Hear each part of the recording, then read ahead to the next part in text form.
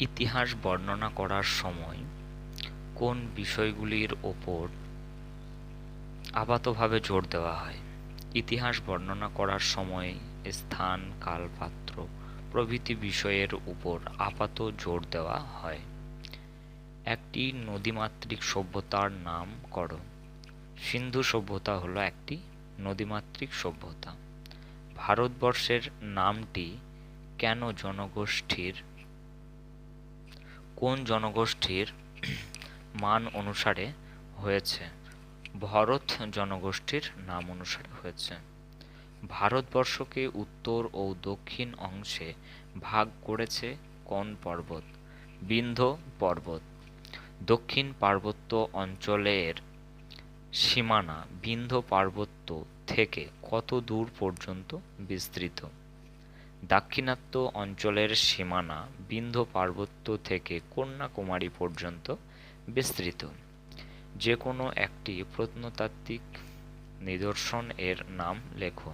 স্থাপত্য ও ভাস্কর্য হল প্রত্নতাত্ত্বিক নিদর্শন। হাজার হাজার বছর ধরে পৃথিবীতে যখন বরফ জমেছিল তখন তাকে কি বলা হতো? হাজার হাজার বছর ধরে পৃথিবীতে যখন বরফ জমেছিল তখন তাকে বলা হতো তুষার যুগ। প্রাক ইতিহাস বলতে কি বোঝায়? প্রাক ইতিহাস বলতে বোঝায় ইতিহাসের আগের সময়, অর্থাৎ যখন মানুষ লিখতে জানত না। কুষাণ বংশের শ্রেষ্ঠ রাজা ছিলেন কনিষ্ক। হর্ষাব্দ গণনা কত খ্রিস্টাব্দ থেকে শুরু করা হয়? 606 খ্রিস্টাব্দ থেকে হর্ষাব্দ গণনা শুরু করা হয়। কত সাল থেকে খ্রিস্টাব্দ গণনা শুরু করা হয়? যীশু খ্রিস্টের জন্মের সাল থেকে খ্রিস্টাব্দ কথাটি গণনা করা হয়।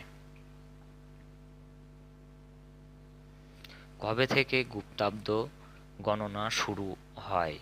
319 থেকে 320 খ্রিস্টাব্দ নাগাদ গুপ্তাব্দ গণনা করা হয়। খ্রিস্টাব্দ গোনা হয় কিভাবে? ছোট থেকে বড় হিসাবে খ্রিস্টাব্দ গোনা হয়। প্রশস্তি শব্দের অর্থ কী? প্রশস্তি শব্দের অর্থ হল গুণগান করা। খ্রিস্টপূর্বাব্দ বলতে কি বোঝায়? যীশু খ্রিস্টের জন্মের আগের সময়